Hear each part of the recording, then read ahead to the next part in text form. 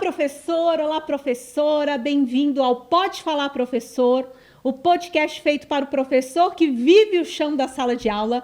Hoje eu estou animadíssima, vocês vão se surpreender com a nossa convidada de hoje. E a gente tem um assunto aqui interessante para vocês, professores de alfabetização, então fique ligado aí nesse podcast, que muita coisa aqui boa vai sair desse bate-papo, eu tenho certeza.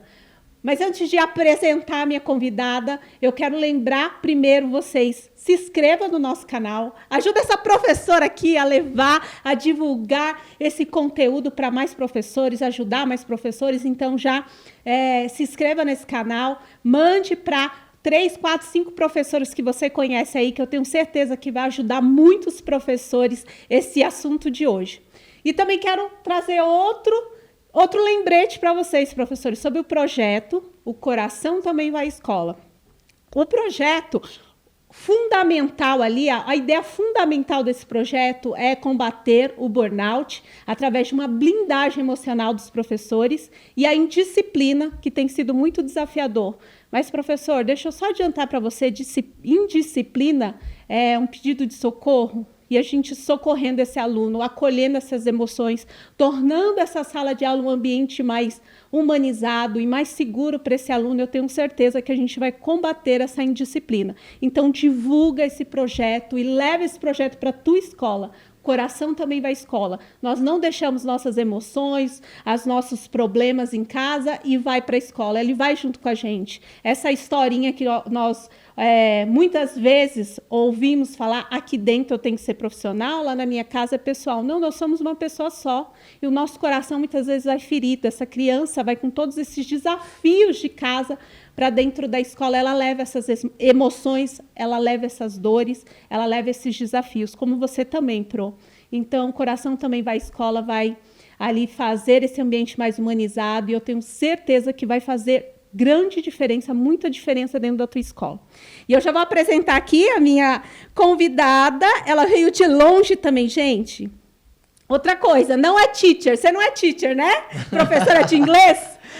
Olha, eu falo inglês, trabalho numa escola bilíngue, mas não sou teacher, não. Não é teacher. Se quiser chamar, eu falo, gente, se quiser chamar de tia, de pro, olha, isso aí hoje, de tantos problemas que a educação tem, tá lá, ó, nas últimas questões que a gente tem para resolver. Eu tô perguntando porque nos últimos podcasts aqui veio várias professoras de inglês, teacher, e foi muito engraçado, porque elas traziam uns termos em inglês, e aí eu expus a minha dificuldade com o inglês, sempre falei que não era uma boa aluna em inglês, então as professoras de inglês me deixam nervosa. Eu adoro, né? O brasileiro, ele incorpora muitos termos, né? Americanizados, eu acho curioso. É isso aí. Deixa eu fazer aqui a apresentação. Então, nós estamos aqui hoje com a Fernanda King. Então, onde tudo começou, ela é uma carioca que foi para São Paulo trabalhar com gestão e liderança de equipes na área comercial. Após o nascimento da filha, ela decidiu empreender e abriu a sua própria escola. Olha que legal. Aí ela resolveu empreender, ela foi para esse caminho de empreendedorismo. Hoje a Fernanda, além de diretora escolar, também é CEO da King Consultoria Educacional, empresa de cursos e palestra que conta com um time de especialista de peso, além, é claro, da própria Fernanda King. E a sua consolidação profissional foi tão rápida e teve um sucesso tão grande que ela passou também a receber convites para prestar consultorias para outras instituições de ensino públicas e particulares. Essa aqui é a Fernanda King, mas eu quero que ela se apresente melhor aí e fale um pouquinho dessa trajetória sua aí na educação. Completamente maluca. Eu fui para a educação, eu vejo hoje, infelizmente, tantos professores pensando em desistir, você falou aí de burnout, eu tenho lido sobre o apagão de professores, muita gente querendo desistir da profissão, cansado, exausto, eu diria. E eu fiz o contrário, eu estava em uma área tecnicamente bem sucedida, que era a área de vendas, que é uma área muito difícil, tá? É aquela coisa da meta. Mas eu sentia que eu não estava feliz, assim, em termos de propósito. Fui para a área da educação. Hoje, posso dizer que talvez eu ganhe menos em termos ali de dinheiro, do que se eu tivesse seguido na área de vendas, porque é uma área que dá uma grana boa, apesar de toda a pressão e toda a cobrança, você, sendo um bom vendedor, você é sempre muito requisitado, assim como um bom professor também nunca vai ficar desempregado, né? Ainda mais hoje que a gente tem uma falta de professores.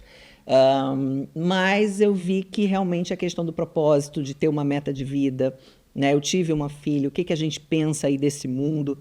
E aí eu resolvi trocar tudo, largar tudo e ir para a área da educação.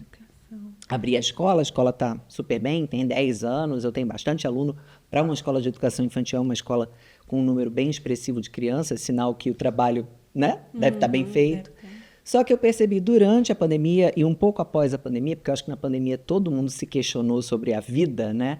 Especialmente quem perdeu muita gente. Eu perdi 4 parentes naquela época, inclusive meu pai. E aí bom, o que eu posso fazer a mais? Aquela coisa da desvalorização da educação, especialmente da educação infantil, que é a minha área maior de atuação, isso me incomodava. E eu ficava pensando, o que eu posso fazer? O que eu posso fazer a mais? Além de ter uma escola e de falar para a minha bolha. Como é que eu furo essa bolha? Como é que eu falo para mais gente? A gente tem hoje a internet, que eu acho que é um canal maravilhoso, né? Você está fazendo isso aqui, indo para o YouTube falar de educação. Eu acho que a gente precisa de mais professores falando sobre educação, valorizando a educação. Eu aprendi em vendas uma frase que eu sempre repito, que é: as pessoas nos dão o respeito e o valor que a gente se dá. Então, eu acredito que a gente, como professor, precisa também começar a buscar aquela valorização que já tivemos aqui no Brasil, que temos em outros países, que não é só necessariamente financeira, também é importante, claro, mas que a sociedade nos veja com a real importância que temos, né? Tivemos agora aí um senador que falou uma asneira, Sim. né? Ela não era nada, era só uma professora. Eu acho que é nessa hora, principalmente, que a gente tem que ir para a internet mesmo bater, fazer mutirão, encher o saco, perturbar e falar da nossa importância. E no dia a dia também, não é só quando, né, a chapa esquenta. Exatamente. Nessas horas a gente tem que se posicionar, mas também no dia a dia mostrar o trabalho bacana que a gente faz. Então, hoje eu não faço só ali para minha escola. Eu trabalho com palestras, com cursos, com consultorias. E hoje eu já rodei o Brasil, fui para lugares que eu nunca imaginei, já palestrei no meio da Amazônia. Ai, que incrível. Muito legal, incrível, porque eu gosto de viajar também, eu gosto de conhecer culturas. Então, já fui para a Itália, já fui para a Finlândia, já fui para a Suíça, já visitei escola no mundo. Agora em janeiro vou para Londres, vou para Portugal, vou para a Escola da Ponte, que é uma escola que eu sempre quis conhecer. Terrinha, né? Que eu sou também portuguesa. Ai, que delícia! Além de brasileira, né? Tenho dupla cidadania, então tenho parentes lá. Enfim, e eu gosto, como eu falei, de conhecer não só o Brasil, mas também outras escolas do mundo que possam trazer alguma luz, alguma inspiração. Não, aqui, como eu fui para a Finlândia, não, aqui já foi difícil, o professor já foi desvalorizado. E aí eu vi histórias que o professor trocava aula por galinha, né, no início do século na Finlândia, e hoje eles têm uma das melhores educações do mundo. Óbvio que é um país pequenininho, né? Aqui a gente tem uma dimensão continental e eu percebo que o Brasil ele não tem uma educação ruim, ele tem uma desigualdade muito grande, porque tem crianças que têm acesso a uma educação de ponta. Sim. Não quer dizer pública ou privada, tá?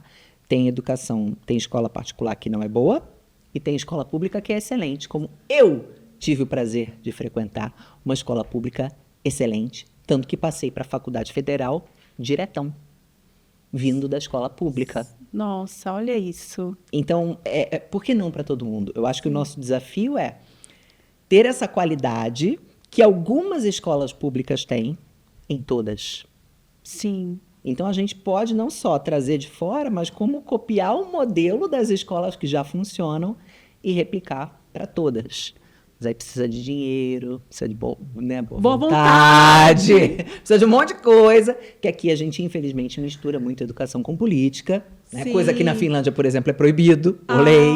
né? Olha. Aqui a gente fica dançando conforme o vento, né? Mudou o prefeito, daí... Muda tudo. Muda tudo. Sabe festa junina? Sim. Olha a cobra! É mentira! Aí parece, eu sinto que é uma dança. Sim. Que os professores, todo mundo indo pro lado de lá. Aí mudou o prefeito, agora troca o secretário, vai todo mundo pro lado de lá. É uma coisa de doido. E aí a gente não vai pra frente. Então, você falou pra contar minha história, eu já contei várias. deixa ela falar que vai ficar 2 horas aqui, eu vou ficar falando. Não, uma delícia ouvir você falar. E deixa eu te fazer uma pergunta. Você teve a oportunidade de conhecer ali Reggio Emília, Sim. conhecer...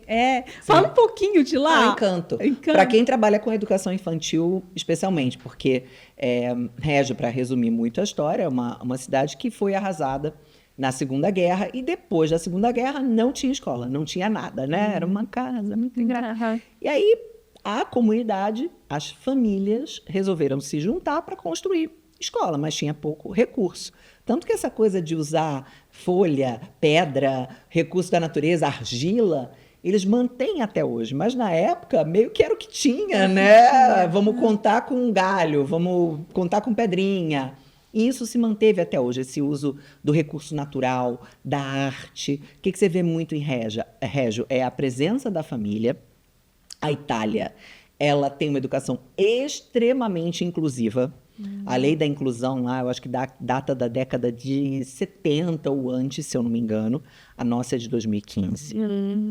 Olha a diferença. Nossa, né? quanto caminho 70, aí. vamos colocar 70 aqui para fazer a conta redonda. Para 2015. São 45 anos que eles estão à nossa frente. Então, em Reggio, eles falam muito, o termo que eles usam é pessoas com direitos especiais. É esse termo que eles usam lá.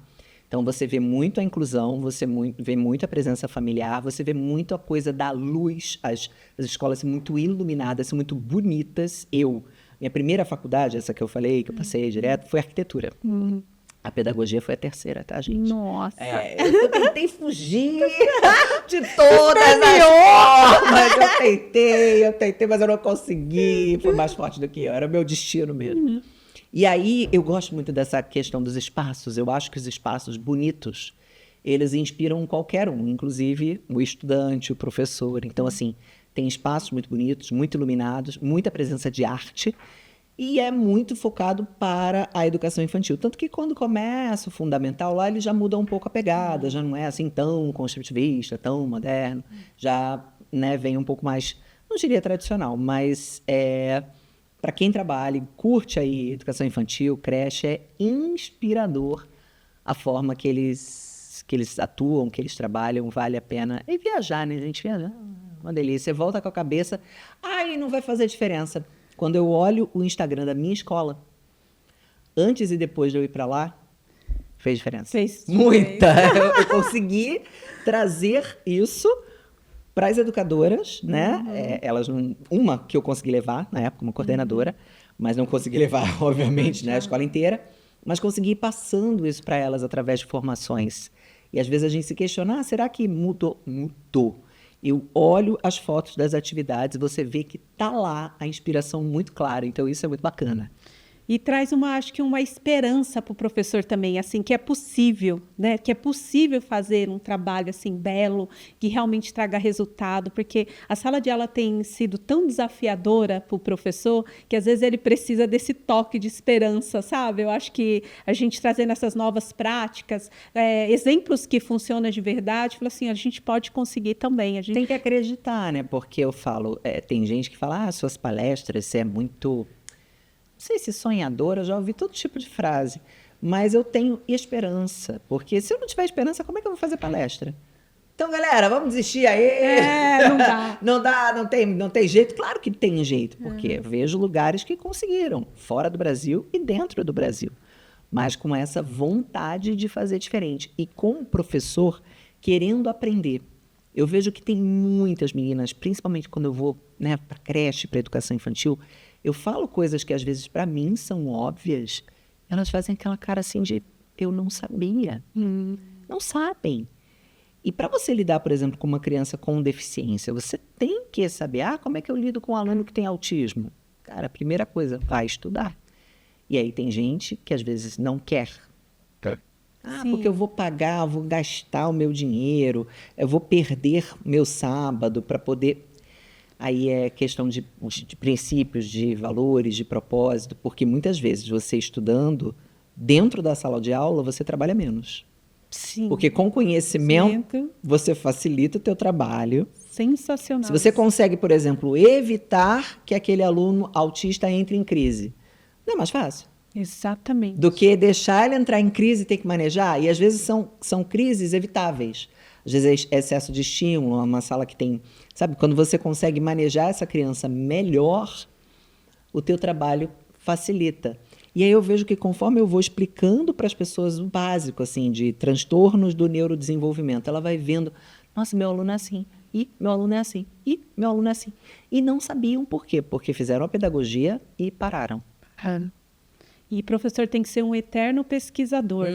E olha o que a Fernanda falou para nós, professor. A gente sempre reclamando de trabalhar muito. O conhecimento pode diminuir o teu trabalho dentro de sala de aula, porque você vai ser mais assertiva, saber exatamente as intervenções necessárias e realmente fazer você trabalhar menos. Olha aí, um caminho para vocês, professor, estudar mais. A gente tem que ser um eterno pesquisador. Hoje em dia, saber usar IA. Exatamente. Usar a inteligência artificial a teu favor. Gente, hoje eu tenho escrito muito mais textos. Não é que o chat GPT escreve para mim. Ele corrige, por exemplo, a parte ortográfica.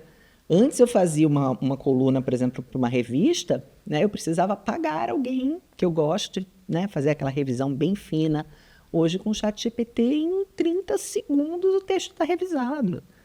Sabe? Aí você procure artigos, quem está fazendo um mestrado, um doutorado, né, para fazer o teu fichamento, procure artigos. Cara, essa ajuda, especialmente para fazer um PEI, para você conseguir fazer um plano individualizado para o teu aluno, adaptações, seja uma criança com altas habilidades, seja uma criança com deficiência, você pega o teu material ali, a atividade padrão, que você vai aplicar para 90% da turma, e as crianças que precisam de adaptação, você pede para a inteligência artificial fazer e corrige, óbvio. O que é errado e antiético, né? Eu copiar e colar, como, né, do Google antigamente. Se você pega para fazer um trabalho e só copia e cola, aquilo ali não é autoral e você não está aprendendo nada. Sim. Né? Você não está estudando. Agora, se você usa a inteligência artificial como uma parceira, como realmente um copiloto do teu avião, sendo que você ali é o piloto, é você que comanda, ele só vai te ajudando ali a ser mais rápido e mais produtivo, nossa, a gente vai longe. Eu torço para que criem inteligências artificiais realmente focadas no professor. Por exemplo, quero fazer um planejamento de uma semana de aula para uma turma de 3 anos de idade, meu projeto é tal tema, e ele gera. E, você só corrige, olha que coisa maravilhosa. Por que não? Sim. Se o professor já é tão sobrecarregado, por que a gente não tira dele o que, né, toma tempo e às vezes não é necessário? Não é necessário. Ele precisa revisar, ele precisa ter a ideia central. Meus alunos, eu acho que gostam de dinossauro. Né? Estão interessados nisso. Então, vou pedir para a IA fazer todo um planejamento semanal, onde eu vou ensinar matemática através do dinossauro, a linguagem oral escrita através do dinossauro. Estou dando um exemplo aqui bem bobo, mas só de como a gente pode e deve usar cada vez mais, porque assim, veio para ficar.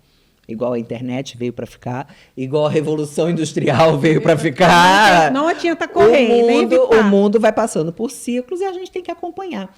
Só que às vezes eu escuto, por exemplo, de gestores, né, de Secretaria de Educação, putz, os professores aqui que estão para se aposentar, menina, não querem nem ouvir falar de nada novo, porque já estou contando, parece presidiário, né, contando o calendário, fazendo risco.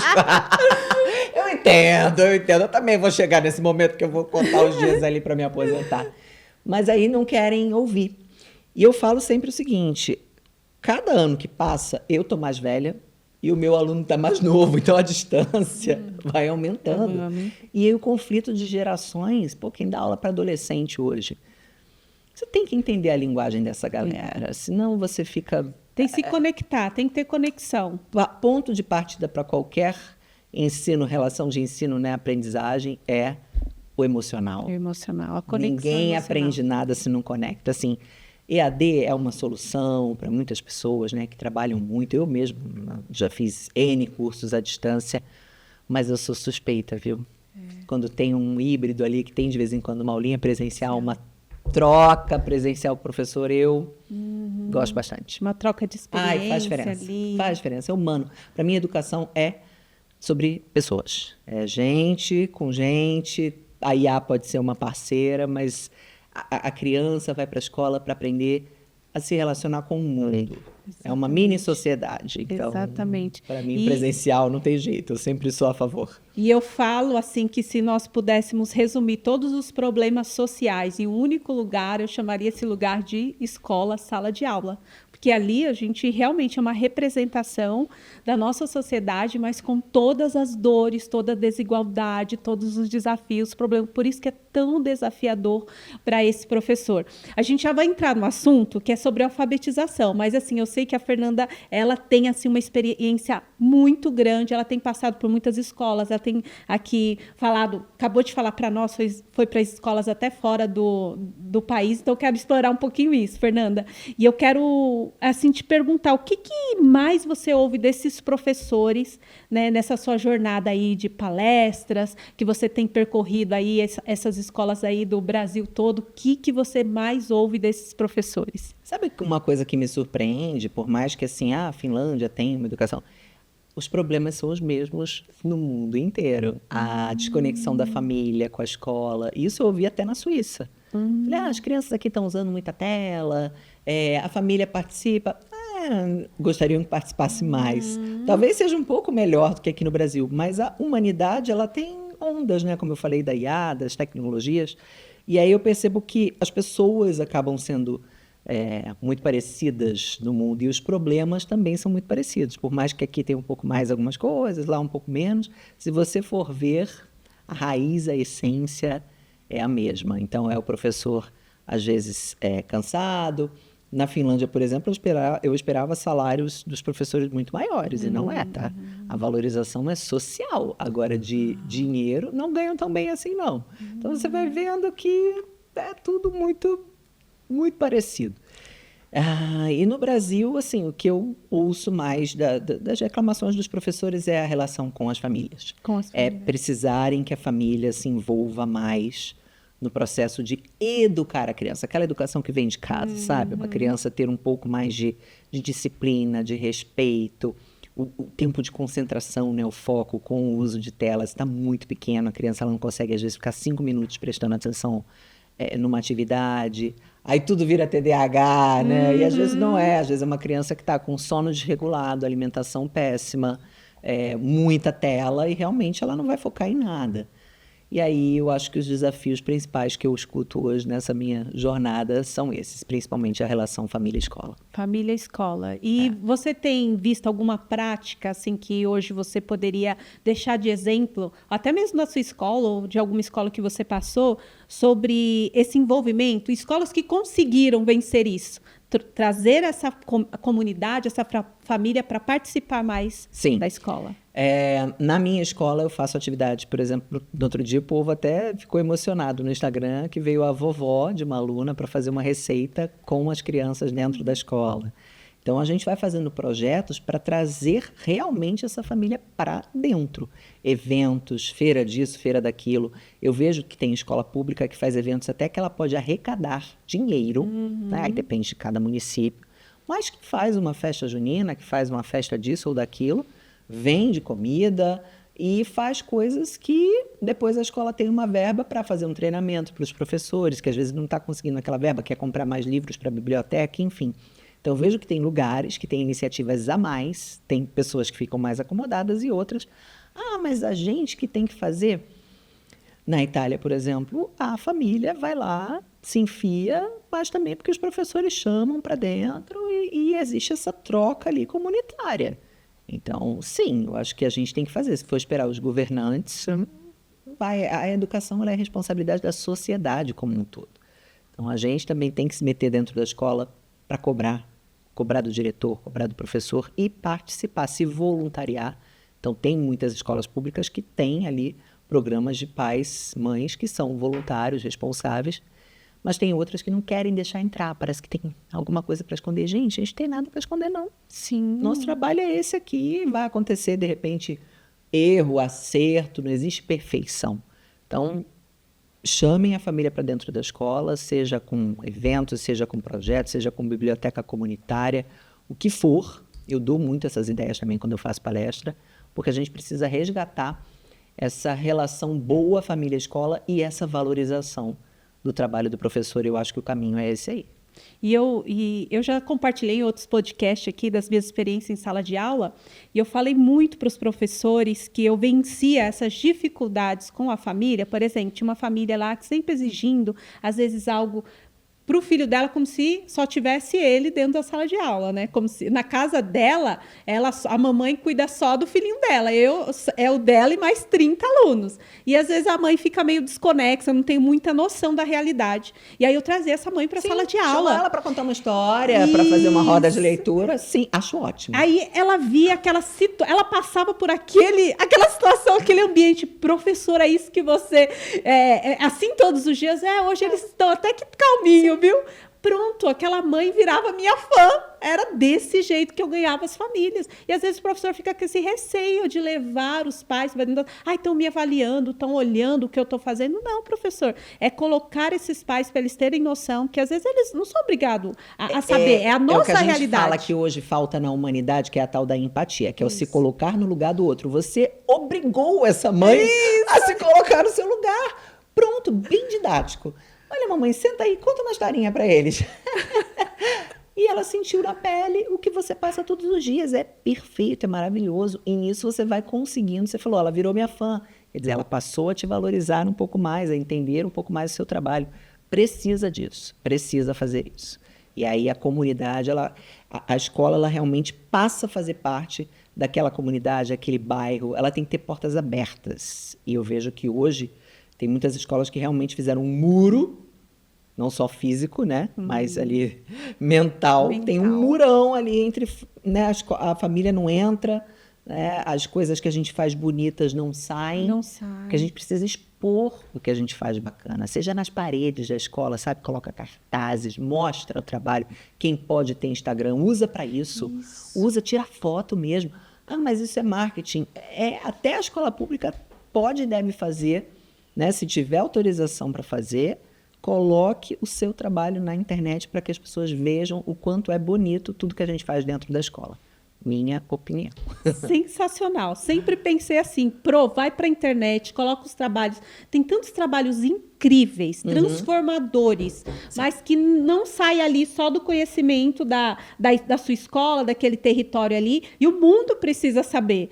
Primeiro para você servir, professora, de inspiração para outros professores, e depois para você ser valorizada, a gente conseguir fazer esse resgate realmente da importância desse trabalho, porque hoje a gente está ouvindo lá um senador falando ela não era nada, só era professora. Só que para ele pegar a caneta dele e dar as canetadas que ele dá lá, ele precisou de um professor para alfabetizar ele.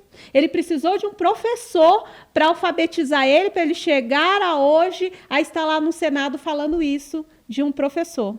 Então, assim, a gente precisa se posicionar, nós precisamos de um posicionamento de professores inconformados, porque eu fui uma professora inconformada, a Fernanda foi uma professora inconformada e falou assim, não, eu preciso fazer mais. Eu preciso fazer mais. Então, assim, é uma convocação mesmo, professores inconformados com essa situação, para nos ajudar a transformar essa educação e não salvar o mundo, mas o ambiente que nós somos responsáveis, que é a nossa sala de aula. Se a gente fizer diferença na vida dos nossos alunos, a gente já vai estar deixando um legado e já vai estar transformando muitas vidas. Porque sobre a semente, a gente tem poder de escolha. Agora, aonde ela vai chegar, aonde ela vai se multiplicar e ela é 100 por 1, aí a gente não sabe. Então, professora, é uma convocação aqui, vem junto com a gente, né, Fernanda? Sim. E, deixa eu entrar no assunto, porque eu quero muito saber do seu livro, tá? Ela está escrevendo um livro. Sim. Tá? E aí eu quero saber um pouco desse livro e depois a gente vai falar agora sobre esse tema sensacional que é a alfabetização. Então, já começa falando um pouquinho do livro, como que foi, por que você começou a escrever sobre alfabetização? Porque ela é a base para tudo, para toda a vida escolar. Se esse aluno chega no segundo, terceiro, às vezes quinto ano do fundamental e não está alfabetizado, que sentido a escola faz para ele? E aí você tem evasão escolar, você tem uma série de consequências para essa criança que não se alfabetizou no tempo certo. Quando eu vi uma pesquisa recente que apontou que o Brasil hoje tem 29% de analfabetos funcionais, 5% de analfabetos, que é aquela pessoa que não lê, não escreve nada, 5% já acho um número bem alto, e 29% de analfabetismo funcional, que são aquelas pessoas que até leem mecanicamente, mas não conseguem interpretar um texto simples. Então, se você está num grupo, às vezes, com 10 pessoas ali, 3, às vezes 4, leem, mas de uma forma muito mecânica. Na internet isso fica muito claro, né? Pelos comentários que as pessoas fazem, que elas mal leem o enunciado, o texto da matéria, só o título. E perguntam coisas que estão na descrição da legenda porque não leram. Então, eu achei esse número alarmante, já vinha me preocupando com isso, porque eu escuto muitos professores, nossa, meu aluno do 3º ano, do 4º ano, do 5º ano, não sabe ler, não sabe escrever, o que eu faço? E o que a gente pode fazer para que essas crianças não cheguem tão longe sem estarem alfabetizadas? Diagnosticar transtornos, tem uma dislexia, até para isso o professor precisa estar treinado para identificar cedo e tentar fazer alguma coisa com aquela família. Às vezes a família não vai fazer nada, mas o professor tem que falar, tem que colocar em relatório, fazer a família assinar, olha, eu percebi que seu filho tem atraso tal, tal e tal. O professor vai laudar, teve aí um decreto, né? Não, gente, o professor não lauda nada, mas o professor tem que ter o poder e o conhecimento de apontar atrasos de desenvolvimento e atrasos ali no progresso educacional da criança.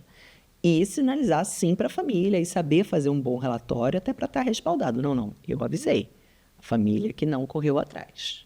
Isso acontece no público, no particular, família negligente, família que entra em negação eterna, isso aí tem, né?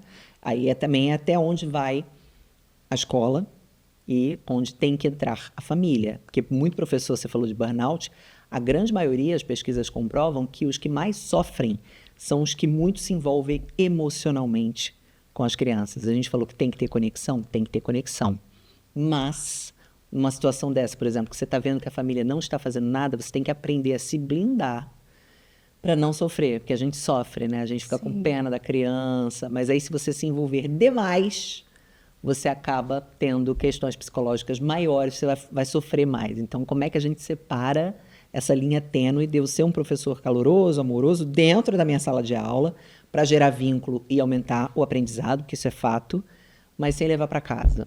E aí, como é que, né? Haja terapia. Inteligência emocional, né? Essa foi a motivação. Mais uma vez eu pensando, o que eu posso fazer? Porque esse é um tema de palestra até que eu tenho solicitação. Acabei de fazer uma agora em Goiás para falar sobre isso. Eu falei, por que não escrever um livro mais completo? Até para as pessoas que forem na palestra, quem quiser, né, ter mais informação, saber. Então, eu comecei desde os jesuítas. Contando a história lá de trás. De toda a alfabetização no Brasil. E dos métodos hoje que a gente... Porque a coisa vai mudando, né? Como a gente vem falando aqui, o mundo vai mudando. Então, a gente teve ali o Caminho Suave, a gente teve Paulo Freire, a gente teve um construtivismo que eu acho que errou a mão, né? Construtivismo não quer dizer deixar a criança de largada. E ela vai construir o conhecimento dela. Não vai.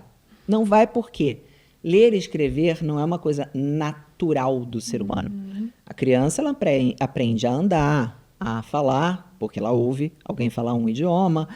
Isso são coisas um pouquinho mais ali inatas, vamos dizer assim, que ela vai meio que naturalmente, mas muitas crianças precisam de um empurrãozinho até nessas questões, que a gente vê que está com atraso no andar, vamos correr atrás o quanto antes, porque senão vai virando bola de neve.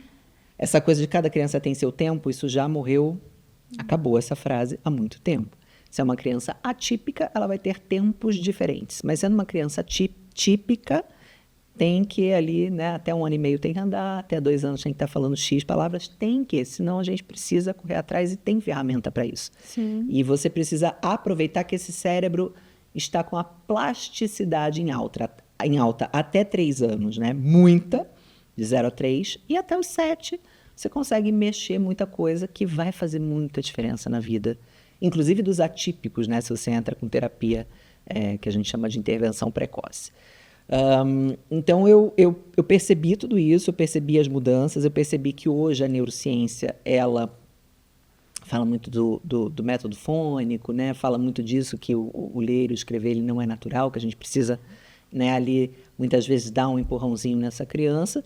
Fui estudando tudo que já aconteceu no Brasil e que eu vejo em outros lugares do mundo e coloquei no papel. Estou quase terminando. E tem data para terminar? Eu já quero o livro, já fiquei curiosa. Vou terminar agora. Lançar oficialmente, provavelmente, só em abril, maio do ano que vem. Porque a editora, ela demora um tempo, né, para fazer revisão. Tem que ter uma paciência. O primeiro livro que eu falei, nossa, 6 meses para vocês editarem um livro. É isso mesmo, não tem jeito. E já tem o título do livro? Olha, eu estou pensando em caminhos para alfabetização, ainda estou numa decidindo. dúvida. Eu tenho muita dificuldade para dar nome às coisas. Por exemplo, se eu adotar um bichinho, nossa! Para minha filha, até que eu se fosse menino, eu não saberia o nome até hoje. Menina, eu tinha um nome em mente, aí o que eu fiz? Eu não mudei. Tá. Era aquele nome e ela foi chamada, desde que eu fiz aquele exame lá da sexagem, né? Que eu soube que era menina, ela foi chamada de Pietra até, eu falei, não vou ficar pensando muito não, porque eu tenho dificuldade de dar nome. Eu falo, gente, será que esse nome tá bom? Porque nome é uma coisa muito forte, né? Muito forte. Então, esse título do livro ainda está em... O livro está escrito, mas o título mesmo ainda tô indecisa. E agora vou te fazer uma pergunta aqui sobre alfabetização, então. Entendendo que esse livro já tá pronto aí, a gente vai... Eu já estou curiosa. Quero logo ele para mim. Deixa eu ver aqui qual que é a pergunta. O que a ciência e as experiências mostram sobre a importância da conexão emocional na aprendizagem das crianças? A gente já vem falando, né, sutilmente sobre isso, mas sim, a ciência comprova que vínculo é a primeira coisa que você tem que ter, especialmente com os pequenininhos, né? É que com o adolescente você constrói esse vínculo de forma diferente. Mas a criança pequena, muito pequena, né, quando entra ali na creche, o bebê, a primeira coisa que o professor tem que fazer é meio que parar de chorar, né? Essa criança confiar. Exatamente. E parar de entrar na escola chorando, porque aquele chorar, despedir da mãe é tão simbólico, as mães ficam com peso na consciência, né? A gente tem essa coisa da culpa, porque temos que trabalhar, mas é uma coisa que eu falo muito no Brasil, que infelizmente a nossa visão sobre a creche é só essa, assistencialismo. Eu vou deixar na creche porque eu preciso trabalhar.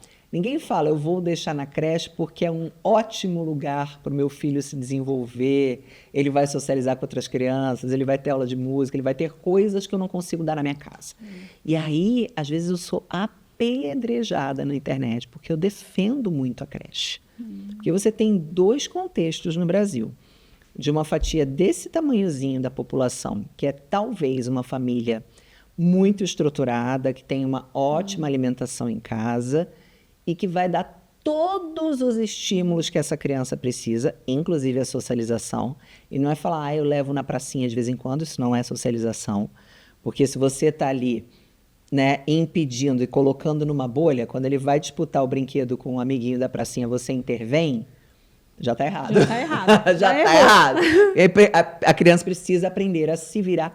Tão pequenininha assim? Sim. Então, quando a gente brincava na rua, que a mãe largava a gente na rua, esse era o certo. Era isso. Se você lê, não sei se você já teve essa oportunidade, mas eu recomendo demais. Inclusive, eu deveria ganhar comissão da venda desse livro. Eu vou fazer uma requisição por escrito. Leiam A Geração Ansiosa, porque A Geração Ansiosa, Jonathan Haidt é um cara americano, ele explica direitinho por que jovens e adolescentes hoje têm mais ansiedade, depressão, suicídio do que nas décadas anteriores. É meio óbvio. Internet, rede social e falta dessa brincadeira na rua. Por exemplo, no Brasil, o Brasil tem taxas de ansiedade altíssimas, porque a gente tem uma violência muito grande, a gente vive no sobressalto, né? Pensando que vai ser assaltado ou não nas grandes cidades, então, e você não pode mais deixar a criança brincar na rua. Então, muitas vezes, a escola é uma ilha onde essas crianças dos grandes centros podem ser crianças, que elas têm o recreio ali para brincar, inclusive a retirada do celular na escola eu achei muito boa, essencial. Por quê? As crianças estavam perdendo esse brincar, isso é da natureza do ser humano, né? Se você olhar 2 filhotinhos de leão, o que eles ficam fazendo o dia inteiro? Se engalfinhando e treinando para a vida. A nossa primeira infância é um treinamento para a vida. Então, a família, por exemplo, que não quer que Ai, o amiguinho mordeu, bateu. Gente, pelo amor de Deus. Não pode voltar mordido para casa todo dia, ninguém sabe, ninguém viu. Não estou falando isso. Mas algumas disputas, né, de brinquedo, de é meu, me dá aqui, e empurra e puxa um cabelo, até isso. Leia o livro que você vai entender o que eu estou falando. Até isso é necessário para o desenvolvimento humano, porque eu só aprendo a resolver problemas tendo problemas. Exatamente. E o que são os problemas de uma criança de 2 anos de idade? Me dá aqui esse brinquedo. Esses são os problemas daquela faixa etária. E às vezes a criança hoje sozinha em casa, não tem irmão. A mãe ou a babá, o menor sinal de choro, tá com uma tela para não ouvir chorar, porque não tem paciência nem de esperar essa criança se autorregular.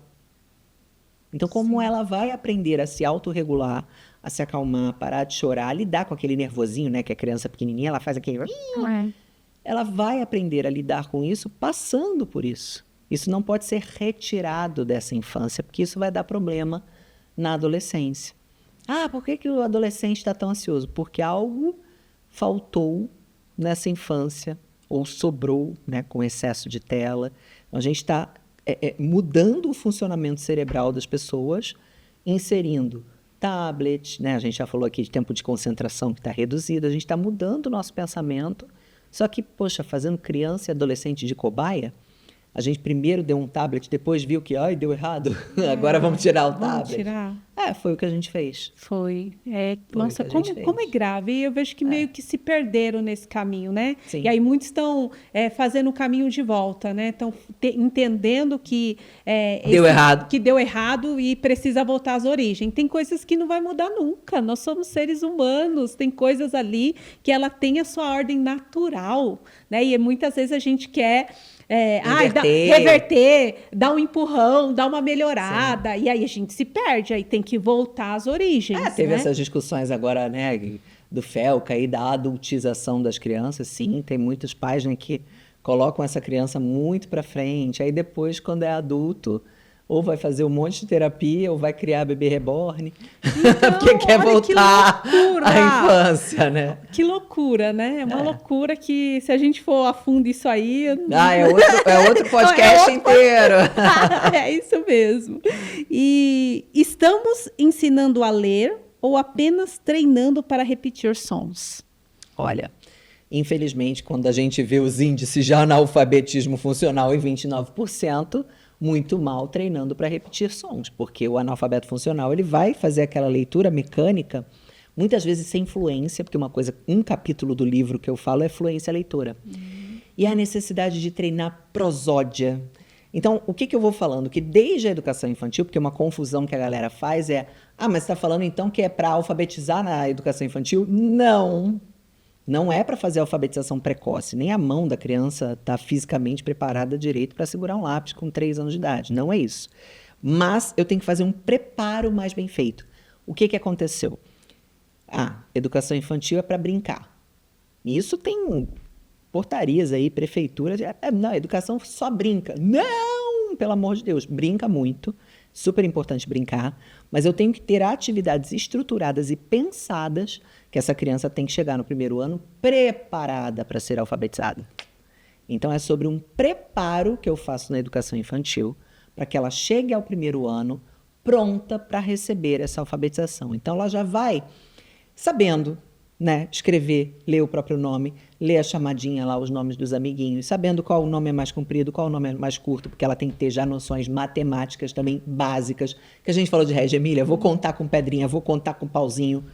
Não pode não saber contar até 10, 20, tem criança que sai contando até 50, 100, não tem um parâmetro, não tem uma prova no final do ano, mas eu preciso que a minha turma tenha conhecimentos básicos até para não se assustar. Porque chega no primeiro ano, tem escola maior, ela sai ali da educação infantil e às vezes vai para uma escola grande. Gente, que não pode nem mais brincar, né? Aí retira tudo. Aí é um 8 ou 80. Então, na educação infantil eu só brinco, no primeiro ano eu não brinco mais. Aí, que progressão é essa? Então, a gente precisa fazer as coisas de uma forma bem progressiva, contínua e que as coisas se conversem. Então, a educação infantil ela tem que conversar com esse primeiro ano, sabe? Vi também, passei por isso com a minha filha. Gente, ela está numa escola particular maravilhosa. Ela, do 5º ano para o 6º, foi um baque, porque até o 5º ano é aquela professora de referência, que, né, mais carinho, foi para o 6º ano. Cada um dá a sua matéria, não tem mais aquele vínculo. Gente, ela sofreu pra caramba. É uma menina super estudiosa, nunca me deu trabalho com a escola. E foi um outro baque. Então, a gente tem essas quebras de ciclo que não é feito um preparo, nem na escola particular caríssima, que eu pago uma fortuna, um rim naquele trem, nem lá eles fazem esse preparo. Esse preparo. Não considerando que o aprendizado ela é uma construção. Então, a gente vem construindo desde a base e teria que ter uma continuidade. Não conexão, né? E não rompimento, porque, de certa forma, eu vejo um rompimento. Imagine uma criança que saiu da educação infantil, só brincou, e agora ela vai para uma sala de alfabetização, onde não pode brincar mais. Agora você tem que aprender a ler e escrever. Imagine internamente as emoções dessa criança. Ela começa a odiar a escola, porque eu entendi até a educação infantil que a escola é o lugar de socializar, de conversar, de brincar, me sentir bem. Aí eu tenho que ficar lá 4 horas sentado. Eu falo isso para mim é uma tortura. Fazer uma criança de 6 anos, acabou de chegar no Fundamental 1, para ser alfabetizada, fazer ela ficar 4 horas sentada olhando para uma lousa. Não fica mais. Hoje em dia não fica mais. Na Finlândia, a cada, no máximo, 75 minutos, eles vão para o parque. Exatamente. Para o parque lá fora. Aí ficam 15 minutos brincando, fazendo uma atividade física, isso em todas as faixas etárias. 75 minutos é o máximo. Só que quando é menorzinho, vai até com menos. Fica 30, 40, 45, vai para o parque um pouquinho e volta. Isso melhora a retenção, o aprendizado. Porque hoje é aquilo, nem a gente, com o uso de celular, você vai às vezes ver um filme no cinema, no meio do filme você já está querendo pegar o celular. Sim. Nem a gente fica mais, eu numa palestra minha, eu faço no máximo 1h30 e faço intervalo. Porque as pessoas não ficam mais 2 horas prestando atenção em nada, em ninguém, já começa a bocejar, já começa a desfocar. É do cérebro. A gente tinha tempos de 50 minutos, que hoje eu já acho que é muito. Mas tudo bem, vamos fazer com intervalos regulares, vamos pensar em outras soluções. Aí a gente quer também, o ser humano ele é assim, ele tem uma frase que é inconsciente na cabeça das pessoas. Eu quero que tudo mude, desde que continue do jeito que está. Então, por que a gente tem tanto medo da mudança, né? O medo do novo também é uma coisa natural, desconhecido, né? Pô, vou arriscar, vou fazer um negócio. Mas você não está mexendo em time que está ganhando. Nosso time da educação não está ganhando, ele está perdendo. Então precisa mexer. Precisa. Sem medo de mexer, porque já não está dando muito certo. Esses números, né, de analfabetismo, do PISA, cara, tá ruim, a gente precisa mudar, a gente precisa mexer. E os professores que pensam assim, eles precisam ser voz dentro das escolas, eles precisam ser exemplo e se posicionar dentro das escolas. Eu, quando estava em sala de aula, eu levando essa dinâmica, eu sou professora de alfabetização, então eu fui alfabetizar com musicalização, eu fui alfabetizar com brincadeira, eu fui alfabetizar dentro daquilo que eu sei que eles já tinham e já carregavam ali da educação infantil, só que eu era uma professora mal vista, porque a minha sala tinha muito barulho, minha sala fazia muita bagunça, minha sala não parava, não tinha carteira, tem dias que eu não usava as minhas mesas e cadeiras, e aí muitos líderes, né, diretores chegavam, olha, aqui na nossa escola é diferente, aqui a gente tem uma disciplina, eu falei, mas meus alunos não são indisciplinados, eles são crianças. Sim, não, são coisas diferentes. É coisas diferentes. Aqui as salas a gente precisa até um certo ponto de uma organização, não, nós estamos organizados dentro da proposta que eu estou colocando. A minha proposta é essa e nós estamos organizados. Então, assim, foram muitas lutas dentro da sala de aula, né? E até eu falava assim para ela, me dá uma chance, me dá o benefício da dúvida. No final do ano, você vai ver o resultado. E aí, se o resultado for positivo, ok. Se for negativo, eu revejo meus conceitos. Eu volto lá, eu observo mais o que vocês estão fazendo. De repente, vocês estão certa, realmente eu estou errada, mas me dê o benefício da dúvida. E assim, eu tive resultados extraordinários com a alfabetização alfabetização. Meus alunos hoje, até hoje, me perseguem, assim, uma conexão emocional muito grande. Eles me perseguem nas redes sociais, achei você, pro, as mães, enfim. E eu vejo que um professor, quando ele tem essa paixão mesmo, ele acredita no que você está falando aqui, Fernanda, ele tem que se posicionar. E ele tem que ser forte, ele tem que resistir, né, à oposição, até que a gente consiga começar a avançar. Porque eles vão falar, nossa, e deu resultado realmente? E realmente as crianças aprenderam, então a gente encontrou um novo caminho, né? Mas assim, no começo vai ter resistência mesmo. Sempre. Sempre. Né? E o professor tem que ser forte e estar se apoiando a professores que também pensam assim. Porque às vezes é 1, 2, 3 professores da escola toda, mas vocês fazem ali um grupo, ó, vamos se ajudar, vamos fazer atividades juntas, vamos compartilhar atividades aqui que deu certo na sua sala e a gente vai avançando aos pouquinhos, que a gente não pode é se conformar. Sentar lá e eu nasci assim, eu sempre foi assim, aquela Gabriela. Síndrome de Gabriela. É exatamente isso. E a gente precisa se ajudar, né? Nesse ambiente escolar, eu vi também muito, porque eu passei por muitas escolas, eu vi muita competição, às vezes, e rivalidade entre esses professores.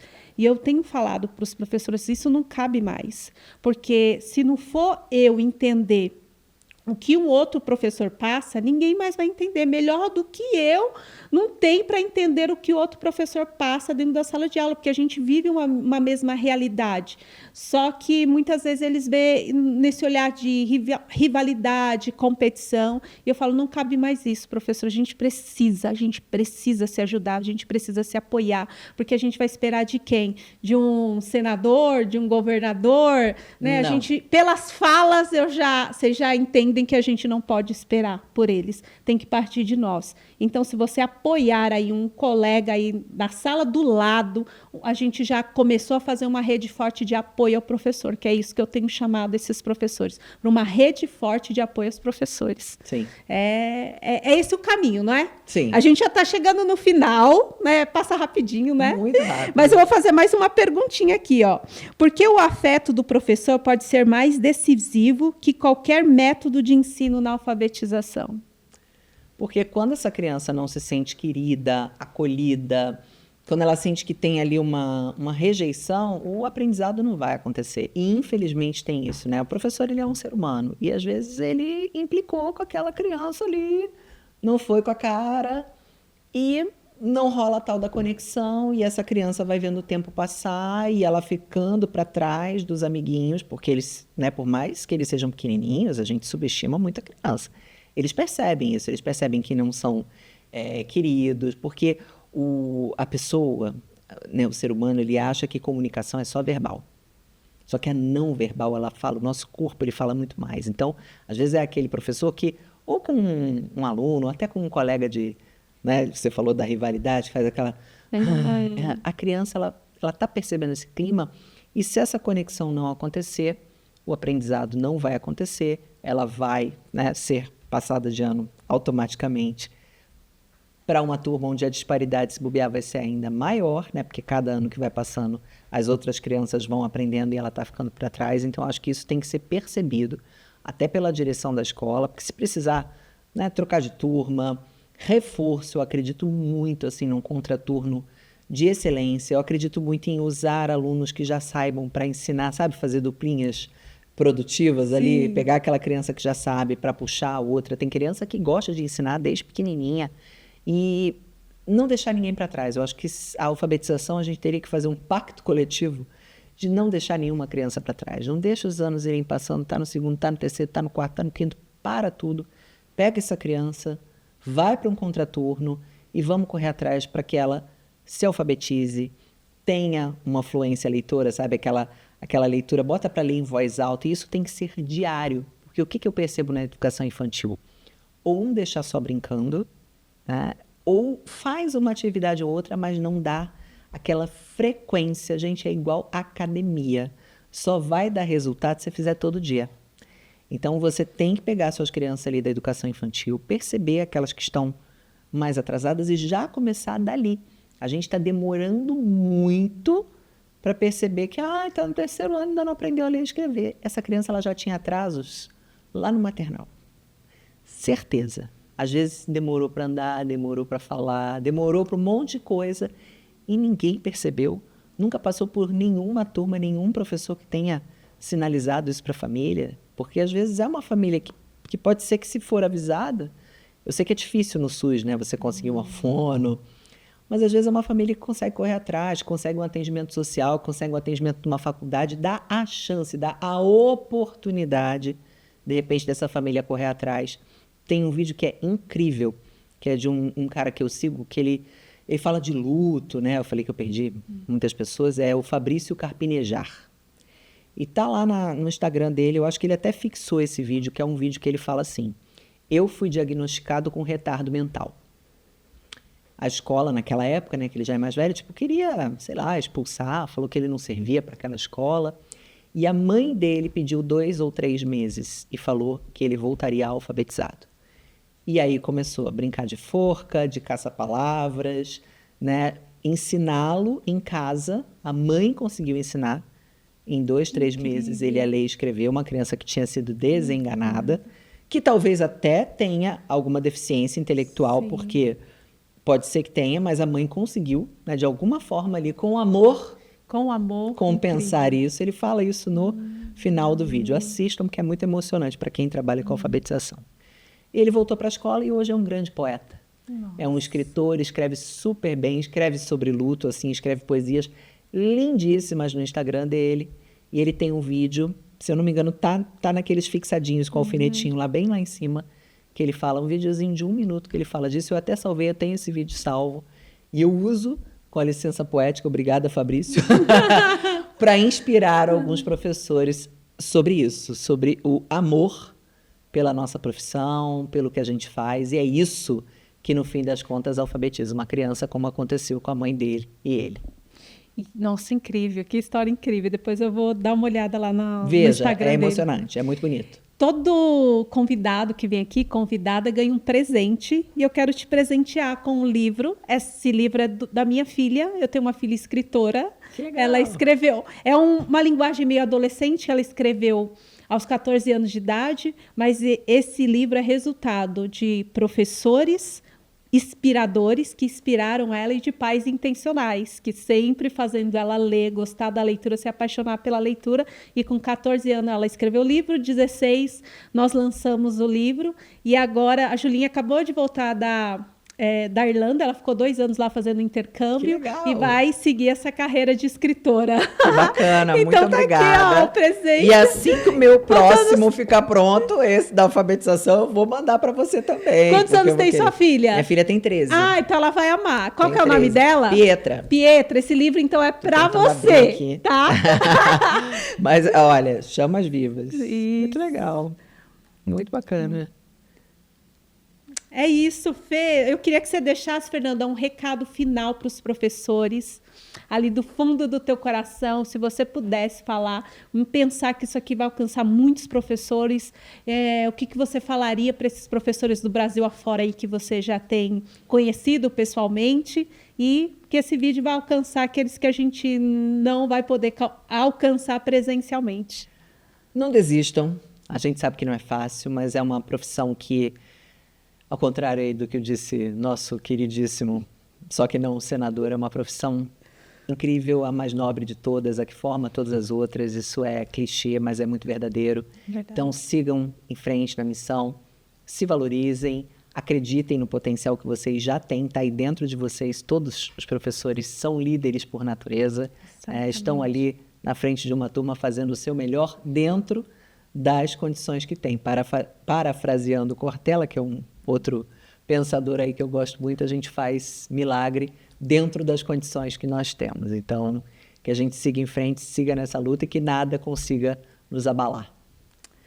Professores, vocês são maravilhosos. Nós estamos aqui com outra professora com muita experiência na educação infantil. Eu tenho dado aqui uma atenção especial para a educação infantil, para professores de educação infantil, entendendo a importância e o papel de vocês na vida dos seus alunos. E o meu recado é esse também: não desistam, estamos aqui juntas, juntas somos mais fortes, vamos construir uma rede de apoio forte ao professor. Não esqueça de se inscrever no canal. Pode Falar Professor e até a próxima, professores. Um beijo.